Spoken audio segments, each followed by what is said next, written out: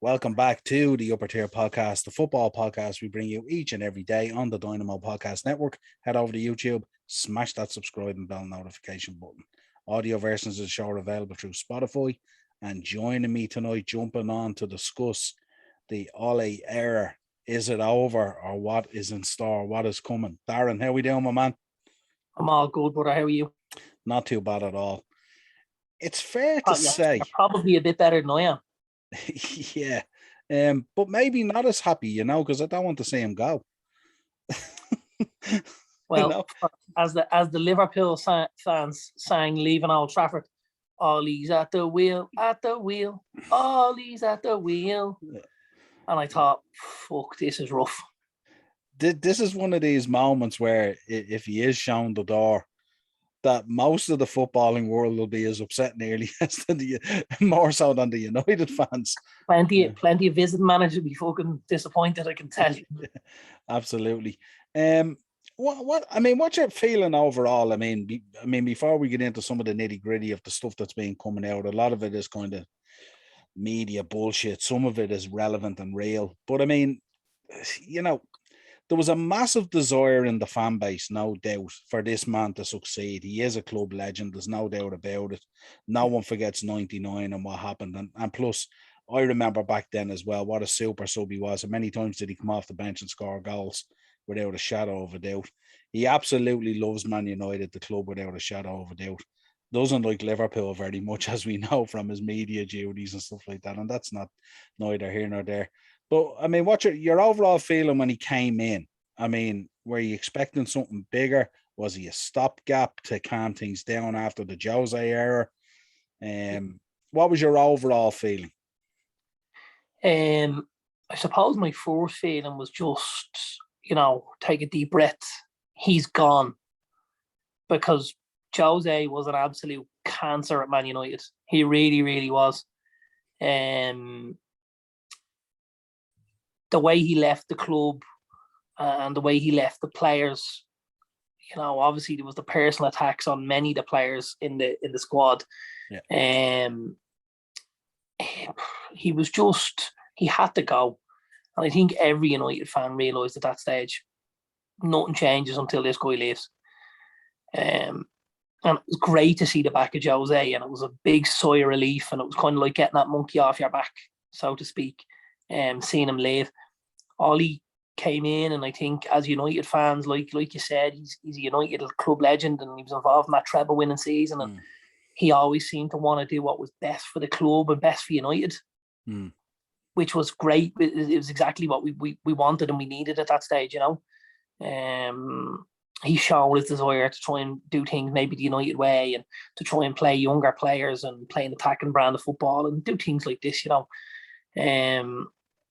I think if you'd have told me he was going to be here, 2.5 years later, and we hadn't lifted a trophy, I would have been very, very surprised. I don't believe the board ever saw him as the man to take us to the next level. I do believe it was a stopgap. I mean, he came in, and I suppose they were looking at bringing him in till the end of the season. Obviously, the run of games we went on, the wins we picked up, and then obviously the victory at PSG, away, is enough to maybe get him the job. I think I recall Rio Ferdinand with BT Sports saying, give him the job, give him the contract now, give him however much he wants. And it was as if there was some sort of messiah born in Old Trafford, with Ollie there. Is it fair to say, I've looked at the contracts that have come his way, is it fair to say that the club kind of jumped the gun a little bit at times? I think they jumped the gun that time, and I think they've jumped the gun this time, because, he only got a new contract, I think, in July. I think they jumped the gun slightly, but I do also think there was a landslide of support for Ollie from United fans. And this is something I talk about quite a lot, to be honest with you, man. And this is where you've got to take emotion out of it when you're dealing with football. And when you're making these sort of decisions. you've got to say, right, I've got to be strong enough to do what's right here rather than what's emotionally right or what people want me to feel is right. You know what I mean? Because emotion is massive in football, and obviously as fans, this is our game and this is our lives, and we're very, very, we like to be heard. I mean, like, we might not be doing things like this now if we didn't feel like someone wanted to hear something somewhere type thing. Do you know what I mean? Yeah. And views and opinions and that's all fine and dandy. But I think from the United point of view, the problem is our board seem to be, and our owners seem to be swayed at times, or influenced, maybe, let's call it. You see the damage that the fans did in Old Trafford last year at the protest against Liverpool, having the game called off. And it got a reaction. Yeah. And it got probably a reaction that the fans wanted, that there's going to be an investment now into the stadium, that there was an investment into the team over the summer, that there was, these things were fixed or swept under the carpet, so to speak. And that can be disappointing from my point of view. It wouldn't be so easy to forget things, I don't believe I'm as fickle as the normal football fan, but yeah, I think there was that landslide of emotion that led to him being appointed, and obviously we'd been through a couple of managers and things hadn't worked, so maybe the board were thinking, well, you know what, at least if we give them what they want, they can't turn around and blame us on it. Because the board were to blame for Jose, and the board were to blame for Louis van Gaal, and the board was to blame for David Moyes. Well, if you give the fans what they want, the board can't be to blame, so to speak, can they? Yeah, it's kind of, I looked at the start of this season, and if you take it in kind of isolation, and when I looked at it, United fans were obviously losing their mind. Varane came in, Sancho came in, Ronaldo came in, kind of came out of nowhere, really. I know there'd been rumblings that a big signing might happen, and all this hysteria of he might be going to City, which was never going to happen, and he ended up at United and all. And I kind of looked at it and I went, has this guy got the pedigree and the CV and the nous about him to manage these guys? You look at Cristiano Ronaldo, who's arguably the best player that ever kicked a football. Arguments back and forward. Is this the man who can stand in front of him and stare him down when he's not right and go, you're on the bench? And he's going to take that and go, you're telling me I'm on the bench. Do you know who you're talking to, kind of thing, and all? And that kind of respect level that's needed. I don't know if you saw the tweet that McGregor put out. And I'm not a fan of McGregor in any way, shape or form. I think he's an absolute dope, if I'm honest with you. If you're listening, sorry about that, Connor, you're a dope. But he put out a tweet and it was basically, he spoke about how Ollie being a peer of the likes of Ronaldo and a peer of some of these other guys meant it was very, very difficult for him to be in a position of respect. Like when Ronaldo was ripping it up at Old Trafford, Ollie was sitting on the bench. And for Ronaldo then to look at the likes of Ollie and say, well, yeah, I really respect him for everything he's done. Even though when I was here the first time and I was setting the world alight, he was on the bench or he was in the treatment room. And there's a lot of truth to it, to be honest with you. You might be able to provide the tweet when this goes out, maybe edit it in or something, but it made perfect sense to me when I read it. I do believe there's massive egos in that United dressing room. Most of all Ronaldo, Pogba, Bruno. I think there's a lot of egos in there. You've got Jesse, and obviously Jesse's he's a United fan. He's born and bred Manchester and stuff like that. And but there's a little bit about Jesse, where he kind of feels like sometimes he's bigger than he is, and Marcus, and there's a lot of good guys, but there's a lot of egos and there's a lot going on at the club in general. Even going forward, there's ideas of where you go with this and who you bring in next. Like for me, I have two candidates that I'd like to see. But then there's also a third candidate who I kind of think makes sense on another level completely, yeah. And we'll go through them obviously in a couple of minutes. I'm not going to give any of the game away just yet. Yeah. But I suppose before we get into them, you know, Sunday was obviously a very big arrow that was shot across the bow, if you like, in terms of, and I don't think it was necessarily a gulf in talent, if you know what I mean, because I think there's a lot of talent in that United team, and they've shown it time and time again. Absolutely. I think the gulf was shown directly in the management of the talent. So Sunday's result, although it might be a reflection of the players that they just didn't show up, and some of them had poor performances, but really the spotlight shone on Ollie and on the coaching staff, and then it reflected up into the owners and various other things like that. And if you look at the last 3 days for a United fan, that really has become a shitfest in terms of a lot of stuff is coming out now, whether it's true or not, who knows. But things like, you know, like player revolts and, you know, getting into it on training pitches and, you know, last minute information changes. And, you know, you hear the story of Cavani was going on and Ollie was talking about a 4-4-2 and he was going, you do realise Pogba's just being sent off. And, you know, we don't know how true this stuff is. But, you know, when this thing happens, it escalates. Yeah, Cavani was stripped and ready to come on before Pogba got sent off. So if the change was going to be made and they were going to play 4-4-2, that's, you know what I mean? That's fine and dandy. Play two up top. You know, I was all for playing two up top. I actually called that before the game.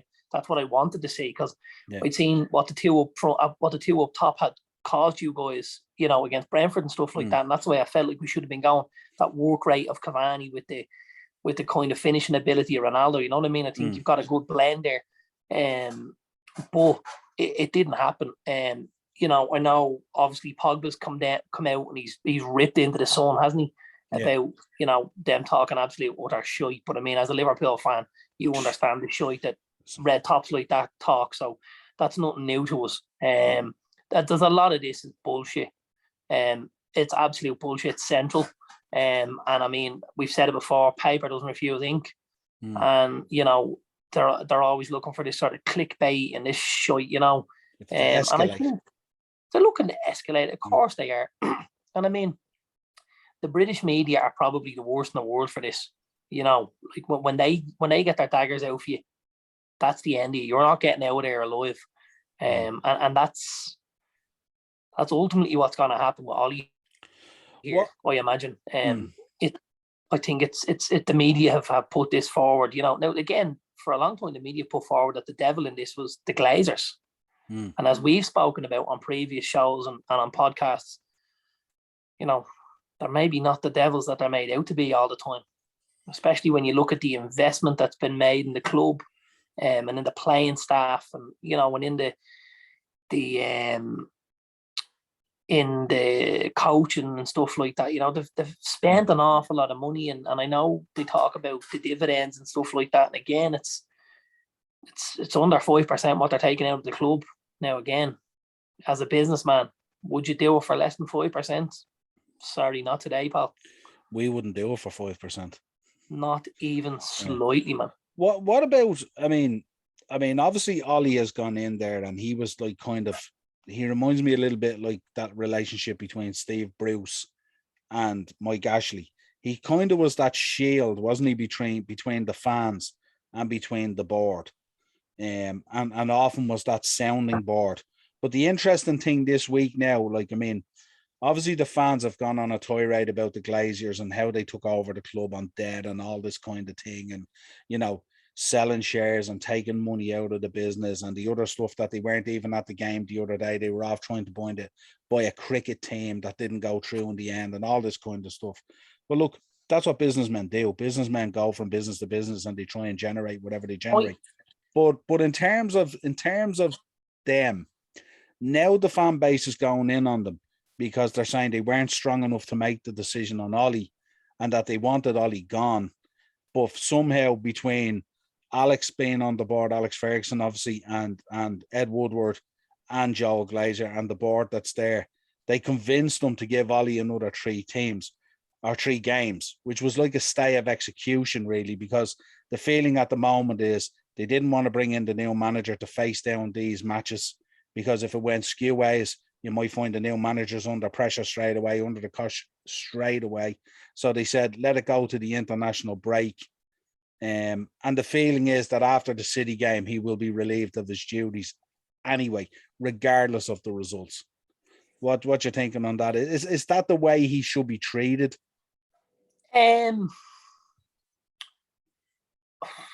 It's kind of hard to say, isn't it? You know, like, and I suppose this is where this decision baffles me slightly. If he goes and wins the 3 games, where do we go then? Oh, like, you know what I mean? Are you then allowing the fans or the players or Ollie to believe, well, we're on a roll again? You know, we're only a couple of games away from being up there, challenging again, and getting those hopes up again. And you know, like, it's not a great idea, I don't believe. On the other hand, I completely understand why you might do something like that. With the games we have coming. You know, I completely understand that. That, you know, if a new manager is going to come in, and whoever it might be, if they have City and Spurs and Atalanta in their first, and Chelsea only around the corner in their first kind of 4 to 5 games, what sort of a start can they have? And if they don't have that immediate impact that's kind of necessary, are they then staring down the barrel, you know, and then we're back to square one again? So again, that for me is perfectly logical. That works. Now, listen, I don't think we're going to be in for a problem, because I believe we'll struggle in the next few games. And I think this will get further and further into the mire until that international window. It'd be very interesting, wouldn't it? Let's suppose he went on a run. Let's say he won the next 3 games. And let's suppose by some mistake or whatever it is, that Liverpool, City and Chelsea started dropping points. And all of a sudden United were back in a title race. I mean, that would be like, it's like... That's like slow playing 2 aces. You know, it's just a bad idea. Let everyone know what your cards are. Get them out on the table as quick as you can and roll from there, because, you know, things can pop up and bite you on the arse when you don't go about things the right way, you know. And I'd be fearful if he went on that type of a run, because I think then that gives the board and maybe Sir Alex, who was a big backer of his, if we're to be believed, if we believe what we're, you know, what's coming out of Old Trafford, I think that would give them a little more say and say, you know what, listen, he's turned it around and the players behind him and this and that. And whereas if you cut the cord now, maybe bring somebody in the interim for the 3 or 4 games. That's what I personally would have done. You know, and had my appointment made and said to him, listen, after City thump us, you're coming in, you're riding in on your horse, you know, the night to save the day, in you come, fanfare, the whole shooting match. This is the great saviour. This is whoever we go for. And you know, we've been beaten by City, we've been beaten by Spurs, we're on the ropes in the Champions League. Liverpool have fucking roasted our nuts on an open fire here in Christmas season. Like, here's your saviour, and you sell it like that. That's what I would have done. You know, I suppose the problem, like, I mean, if you wanted to make that change there and put in an interim, I mean, I suppose if you were taking Ollie out of the equation, the boys at the coaching level probably have to go as well, don't they? They have to shoulder this responsibility as well.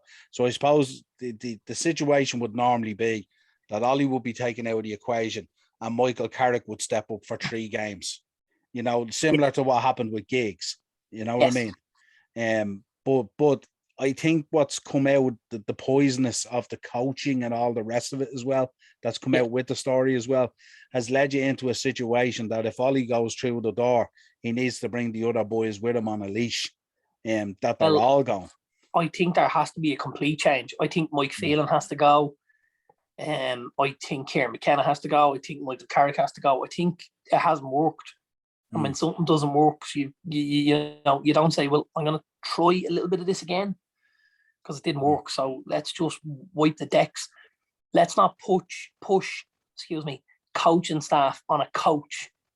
Let's give our next coach or our next manager the absolute best that they can ask for, which is what they want. Yeah. Whoever it is, if they want ABC, we go get ABC. We back them. And we say, listen, this is what you want. This is what we get you.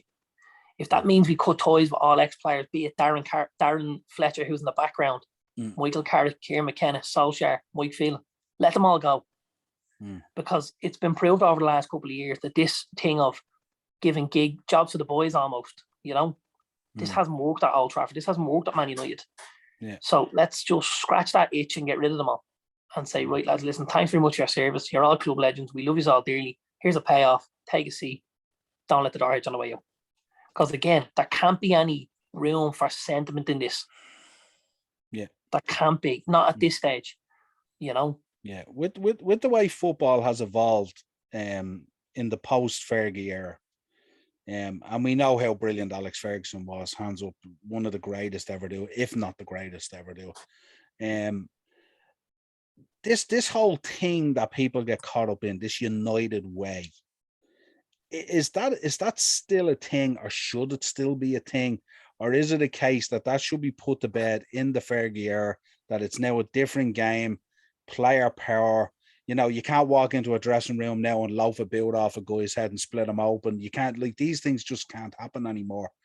And that United way, which was, you know, to win at all costs, to never say die, never stop running.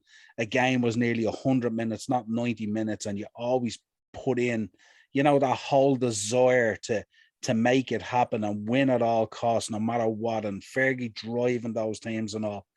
Is that still a thing, or is that, you know, back in the Fergie era and done? And should United fans put that to bed, and there's just a new way, or a new United way that should develop?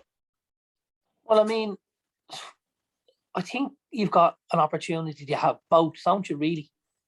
For my money. I mean, I look at certain teams and they would be exactly how you described. Hard-working teams, play for 100 minutes, not 90. High intensity, want to score goals, want to entertain fans. That's what you would call the United way, yeah? Why are Liverpool playing? Yeah. Right? So it's very attainable. You know, like, why are Ajax playing it? Further to, you know, 37 goals and 2 conceded. Yeah. Ajax are playing it. See, the thing there are football teams playing it. Yeah. But here's the big difference. Any of the teams that are now playing it are playing under tactical coaches. Coaches with a bit of nous, and coaches who know formations and know patterns of play and know, you know, and work like this. Not guys that are just shouting at blokes on a Sunday in a dressing room, and not blokes that are just, you know, kicking boots for the likes of it and stuff like that. That doesn't happen anymore at top level football. Yeah. It doesn't. It might happen in the lower leagues. It might happen in, you know, League One or League Two and stuff like that. You've seen this stuff with the Salford boys. If you've watched any of the documentaries, the 2 lads that were in the army and 2 headbangers, like, that's why they're not involved anymore. But now it's gone the way of tactical coaches, and tactical coaches are going to win you football matches before a great leader who's just going to say, go out there and do it, lads. You know what I mean? Yeah. Yeah, I suppose it leads on to who you mentioned earlier. You have people in your mindset to come in, who you'd like to see to come in. Your top 3, if you like. Give us your top 3 and reasons why. I suppose me top one is Brendan Rodgers. I think Rodgers is a very good manager. You know, he's obviously proven at Leicester now as well. Back down south after his little sabbatical up to to Celtic, you know. Yeah. He's done very, very well with Swansea. He's done very, very well with Liverpool. Was kick of an arse away and win a league title with Liverpool, you know. And did it with Celtic. Now again, he's doing it with Leicester. He's a good manager. Tactically, he knows what he's doing. He can build good squads and stuff like that. They play a nice brand of football. So Rodgers for me is kind of top of the list because obviously he's got that Premier League experience, you know, and that's probably the edge he would have on my other two picks, you know. Yeah, give us the other two. Yeah, so I think Erik ten Hag, the Ajax manager, is, you know, he's had Ajax in a Champions League semi-final. He's now again rebuilding this Ajax team with very little kind of money. You know, this is a lot of guys coming up through the youth. The brand of football they play is startling, really, really is. They're so attacking, but they do it in a very controlled sort of a manner. Like, they've conceded 2 goals this season. You know, they scored 37. Like, that's phenomenal. People say it's the Dutch league, but you've still got to have an idea, and you still have got to have notions about how you want to do these things. And I don't believe he gets the likes of Ajax to a Champions League semi-final. You know, I know they've a great crop of young players at that stage, but again, he's going through it again, and they're going to be a team to be avoided in the knockout stages. You know, and so unlucky not to make a final. So unlucky not to make a final that time as well. When you think of the madness of the end of that game with Spurs. What about the call? What about the call at the moment? There's a call at the moment that Conte seems to be heavily involved in the conversation at the moment. A lot of press coming out of Italy over the last 2 days. Obviously, they'd be pushing their guy anyway. Zidane has distanced himself from the move. I think Rodgers had turned around and said that he didn't seem to be interested in talking about it. He was happy where he was at Leicester and stuff like that. Now, that can all change, of course. But the Conte one is an interesting one insofar as when you had Jose there was success. Second in the league. I think he won an FA Cup and a Europa League or something like that. Yeah. So he brought trophies in, and that seems to be the overriding call when it comes to Ole, that he can't seem to get that first trophy over the line, which would help him maybe to potentially kick on and give him that little bit of credibility that he's won something. And I think the one thing about Conte is he will come in, and we know along that storyline with Jose, a lot of the times was matches were getting won and stuff like that, but a lot of people were going, sometimes these matches are unwatchable, even though we're winning them, because of the style of the play. And of course, the United way used to come out and stuff like that. And, you know, when you break down the United way, it's about winning, isn't it? And about winning trophies at the end of the day. But if Conte goes in there, is he not similar in that way to Jose? Well, I'm actually just going to stop you in your tracks for a second, because I've got the telly on the background here. And although you can't see it or hear it, Barcelona have just sacked Ronald Koeman. Yeah? Yeah. Now, what that means is there's another big club on the lookout for a manager. Does this force United's hand? Because if there's a sniff of Conte going to Barcelona, do United risk losing out on another top manager, shall we say? Yeah. Like they missed out on Pochettino, like they missed out on Guardiola, like they missed out on Klopp, do you know? And you could also say Tuchel. And Tuchel. So even as we're discussing this, there's stuff breaking in the background that could have relevance to this story. Yeah, it influences the whole circle, really, doesn't it? The whole circle, absolutely, man. I have heard a lot of United fans talk about Conte, and to be honest, he's not in my top 3. Obviously, we've got Rodgers and Ten Hag, and the third one we'll go into in a minute if you'd like. But I think the only reason I don't have Conte in my top 3 is exactly what you've mentioned there, that pragmatic style. You know, those ground out 1-0 victories. Now listen, don't get me wrong, we've often had a 1-0 victory at Old Trafford or away from home that contributed to us winning a league title, and you'd say it's those 1-0 wins that win your league titles, right? And I get that. But that was also happening on the backs of performance where we beat teams 2-3, 4-5-0. You know, we were big scorers under Alex Ferguson. I always remember those 1-0s as well. They'd always be exciting as well. They wouldn't be like 1-0s where like you just hang on to the ball to see it out. At times you'd be under the caution dollars and you'd have to see it out. And there'd be times when we might have had 20 or 30 shots. Yeah. You know, I remember a day one Saturday afternoon when we were the live game on the 3 o'clocks, and we played Derby away. And Jesus, I think we 20 odd shots, and it was like crossbar, post, keeper, block, you know, and you were just thinking, are we ever going to score here? And in the inevitable 86th, 87th minute, we kind of sucked the ball into the goal as usual, as would generally happen. And we went off and we won that game, maybe 1-0. And we might have even got another one in injury time to make it 2-0.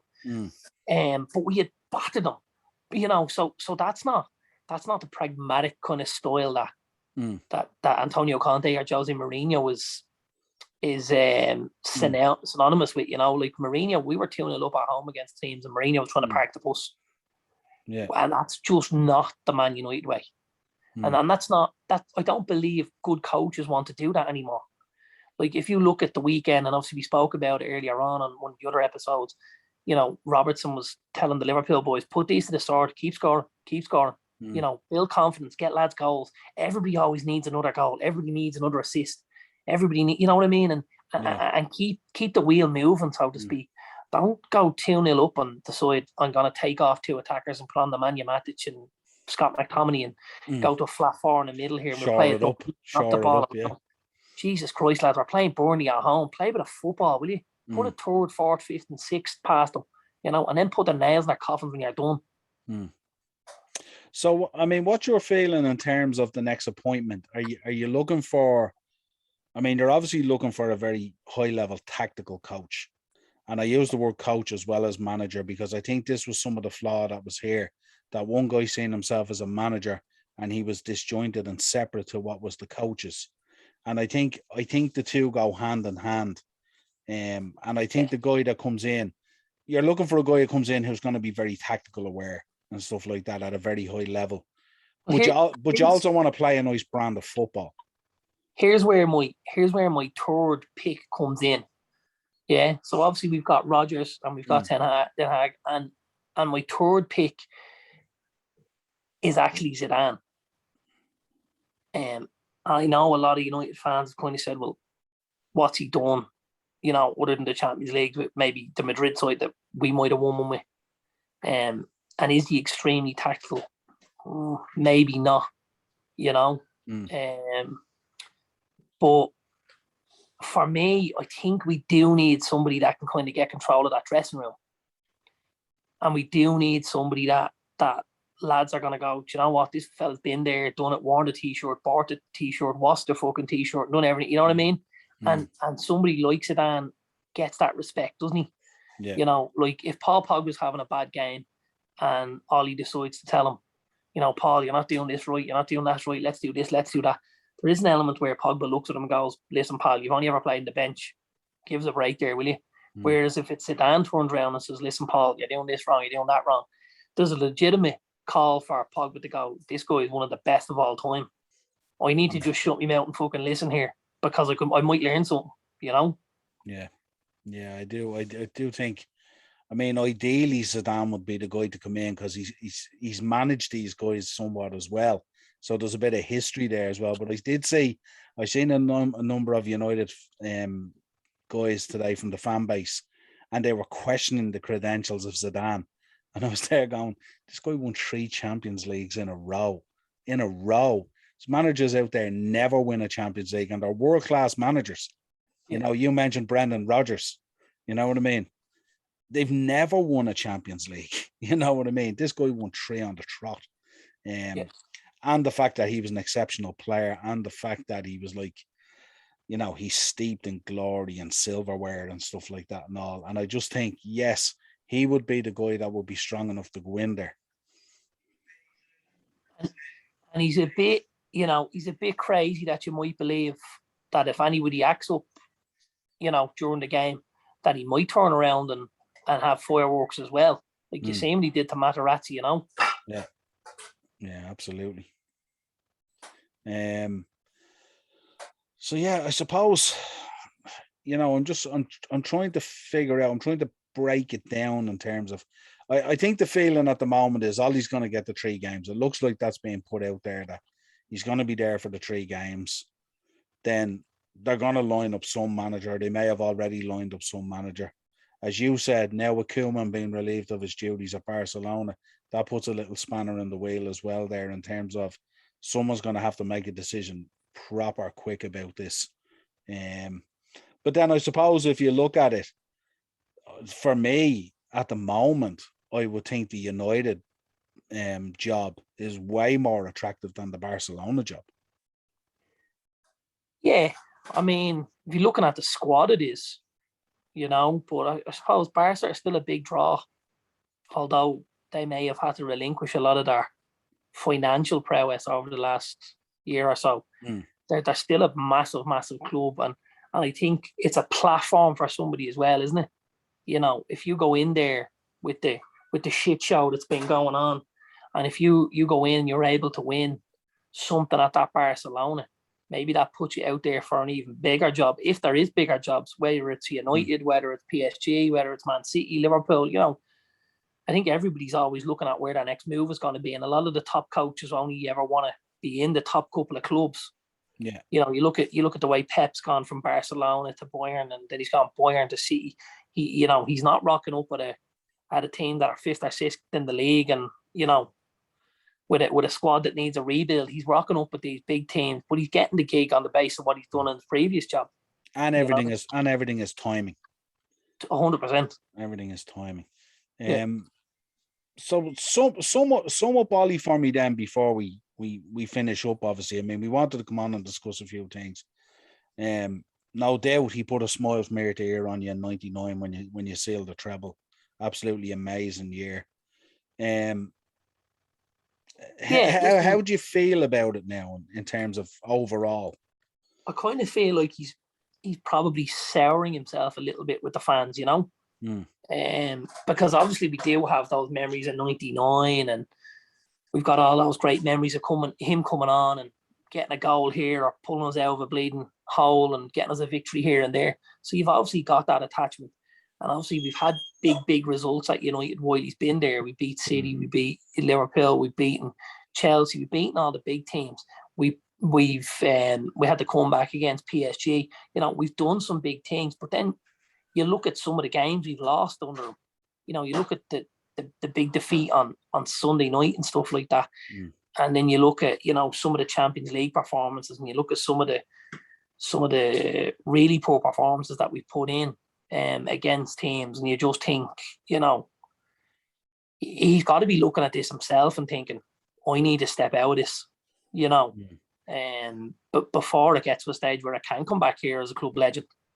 I think if he goes soon enough here, he probably protects himself a little more than if he stays for another 6 or 7 games. Because after that, you might not want to see him there again if we go another 3 or 4 unbeaten and stuff like that. Yeah. Well, I suppose to sum it up, when I think of it is, I'll leave you with this thought, and our viewers with this thought, in terms of Ollie. You either die a hero or you live long enough to see yourself become a villain. And I just think the Solskjaer, the Ole Era is definitely done. You gotta look at it for what it is. It's a combination of things that have led to this point that are not necessarily under his control, but he hasn't always done himself any favors either. And I think it's a massive job for the next guy who comes in, and the profile of the new guy has to really, I mean, the board has a massive job now in terms of who they appoint once he's gone. And as you said, you don't necessarily want to see a situation. You never want your team to lose, of course. No. But you don't want to end up back in a title race and this continues till the next blip. But, and I've spoken to United fans recently, and and I've spoken to one. He's a big United fan. You know, he's a slightly older gentleman. He said, you know what? He says, I can't wait to see them lose. So he's gone. And I just thought, wow. You know, when you're hoping your team gets beaten, just so you can see the end of something, like that says enough about the situation for me. You know, I would never feel like that about United, that I would prefer to see them beaten. Yeah. I suppose what's gonna happen from my point of view. My job as a fan is to support the club, and if on a Saturday afternoon it's Ollie and it's those set of players, then that's who I support, and my support is unconditional, basically. Yeah, you know, and next week if it's a different set of players and if it's a different manager, I'll go and do the same again. Yeah. My love is for Manchester United Football Club. You know, it's not necessarily for a given player or a given manager, or you know, and not to go back to him, because we are trying to say that, you know, Ferguson here needs to maybe step away from this a little bit, to let things breathe, you know, and for us not to harp back on about the Fergie era and stuff like that, you know, because that's doing the club damage as well, for my money, you know. I believe there's a little bit more before my time, but I believe there was something similar when Sir Matt stepped down, that he was in the background and there was stuff going on here and he wanted to be involved in appointments and this and that, and you know, so it's very difficult, and it does take a little bit of time after somebody like that steps down, because they've been figurehead of your whole club. Like, that dinner lady's allegiances to that manager. Do you know what I mean? Yeah. So does she even cook that pie as well as she can the next week when it's somebody else in the job? You just don't know, because you know there's attachment and there's emotion involved in this. And that's not to say it's right or wrong not to support, you know, but it leads people down different routes. You know what I mean? They can be torn between doing what's right and doing what their heart tells them to do. For me, I'm a United fan. I only want to see United do well. If I thought right now, sitting here, that Ollie was the man for that, I'd be delighted.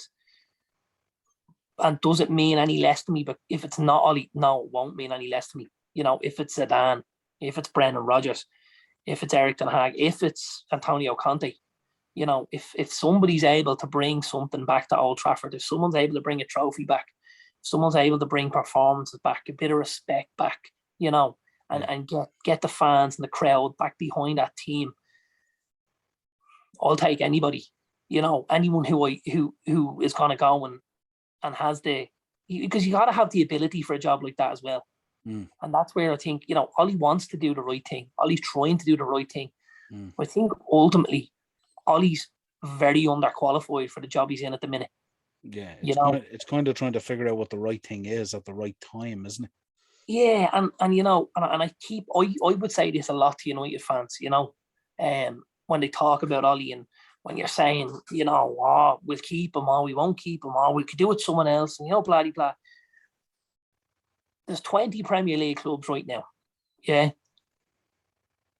If any of those 20 teams sacked their manager in the morning, and you know, you didn't have Ollie in charge, would he be in the shake-up for any of those 20 jobs? I'm not too sure. I think if you look at, say, he might be in the shake-up if you looked at a, you know, a Norwich that went sour, or a Burnley or something like that. But you're certainly not looking top 15 now. Maybe the bottom 5. Potentially he might be in the conversation. He may not get over the line, but he might be in the conversation now, because it's a different expectation, isn't it? You know what I mean? It's like it is, but it is, and here's something that the likes of Norwich and Brentford and teams like this have proven. You don't need to spend millions if you have a very, very good coach. So they would look at the system as differently. Yeah. United invest in players. Norwich and Brentford have invested in coaches. Yeah. Who are doing the right thing. So for my money, I don't think Ollie gets a look in at any of the 20 clubs tomorrow if they're managers.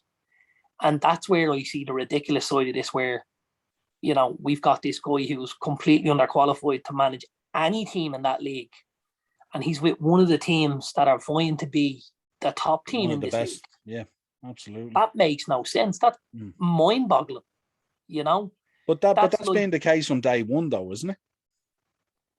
in what sense like that? Like that situation that you described there, when he went in first day on the job, Yeah. that situation, that statement that you've made there rings true from the first day he walked through the door there to manage the club.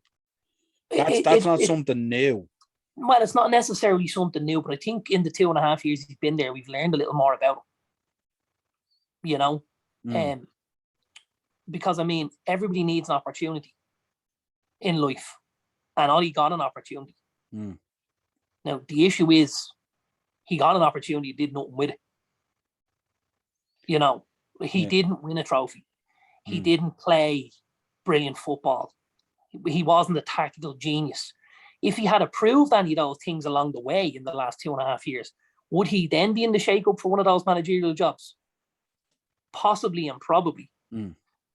But going on the performance that United have had in the last 2.5 years under him, would you say he did any of those three things? And I don't take away the fact that we finished second in the league last year. But again, I'm going to look back at the squad of players we have. Like, this isn't a tough sell to get that United team to second place based on the level of personnel and players they have. You know? There's a kind of a repeatability in the cycle, isn't there? Even within his own time there, I find.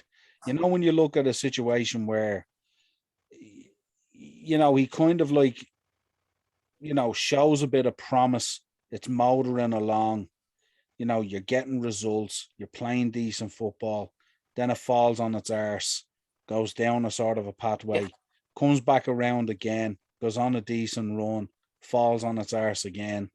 And it kind of, there's been a bit of a repeatability to his time there, hasn't there, really, when you think about it?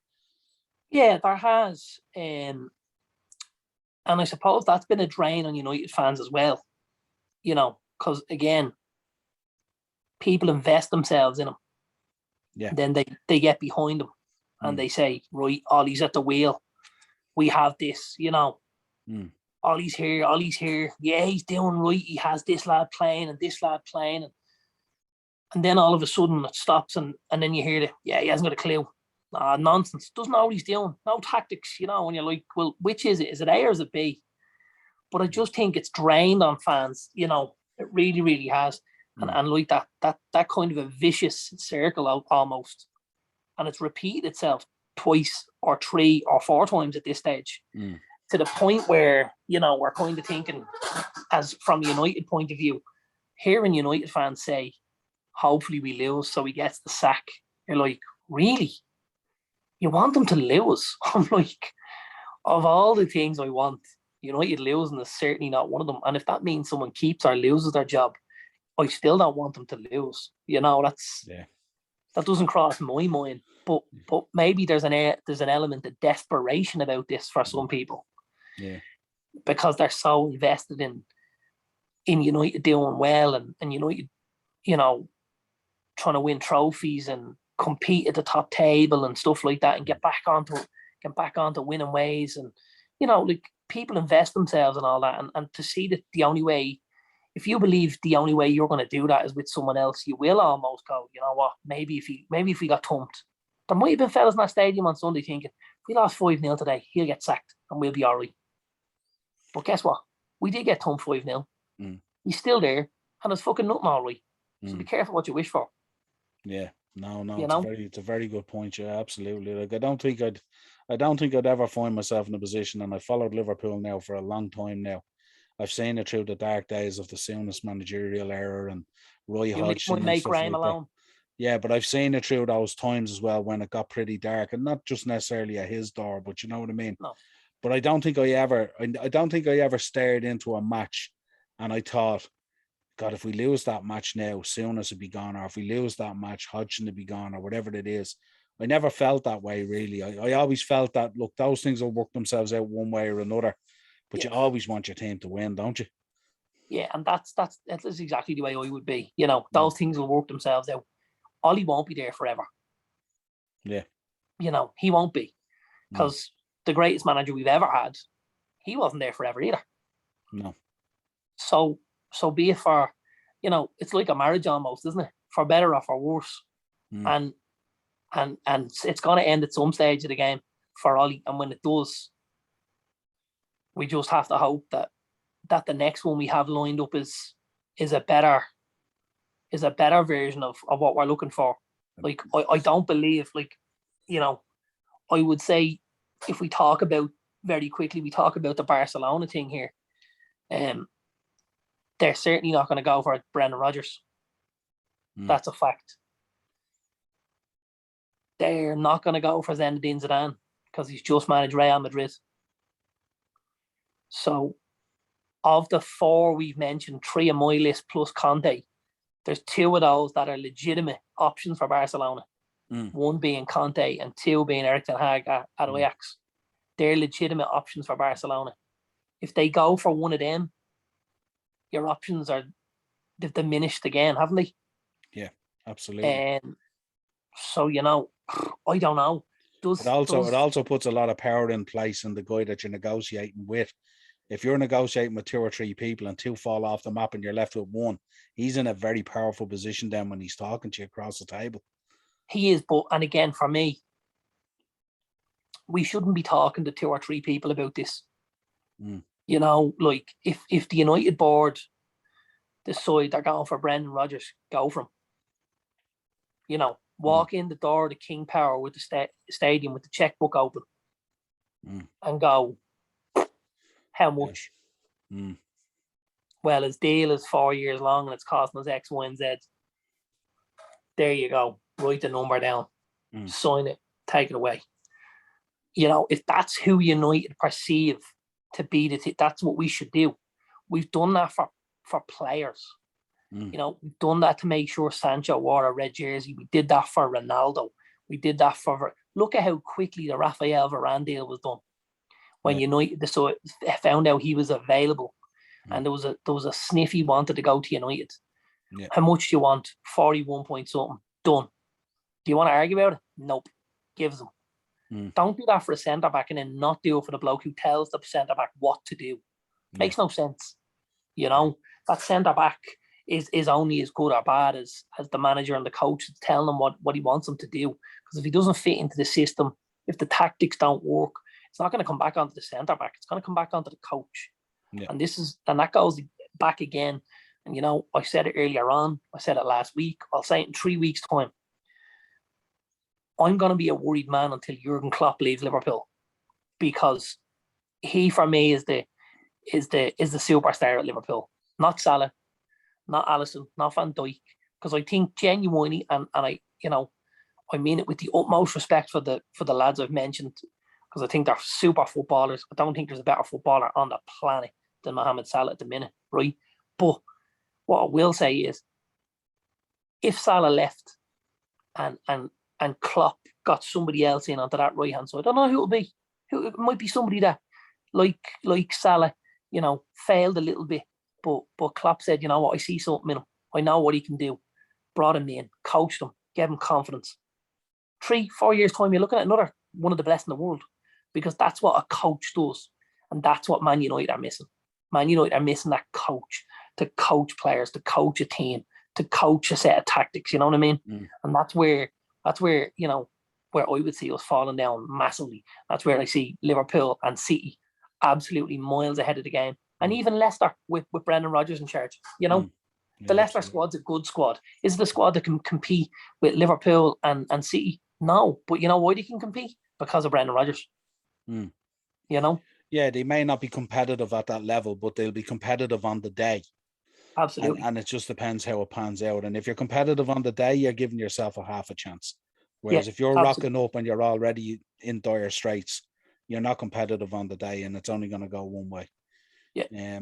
But yeah, listen, pleasure having you on, because I know as a United fan, it's tough times. And look, I had many a year as a Liverpool fan going through this at time and time again, at times changes and stupid appointments and stupid player purchases and all sorts of rubbish and stuff, But go ahead. I had the 2 boys obviously in Old Trafford the other day, at the game, and the little guy was a bit upset because obviously we got spanked.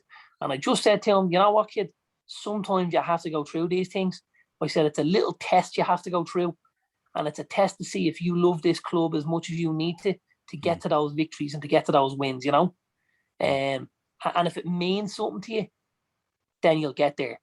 But if you walk out of that stadium on Sunday having been thumped 5-0 and you can't taste fucking salt in your mouth, you're probably not in the right spot. No, true. Good call. You know?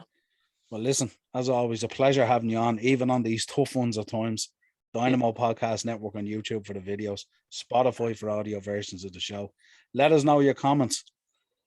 I can't say Ole in or Ole out because it's Ole out, isn't it, all the way? I mean, it's 99.999% at this stage that it's going to happen. It's Ole out. Let me know if you think McGregor's a dope or not. Feel free to share. Absolutely. Listen, I'll catch you next time. A pleasure chatting to you, bud. Take it easy, man.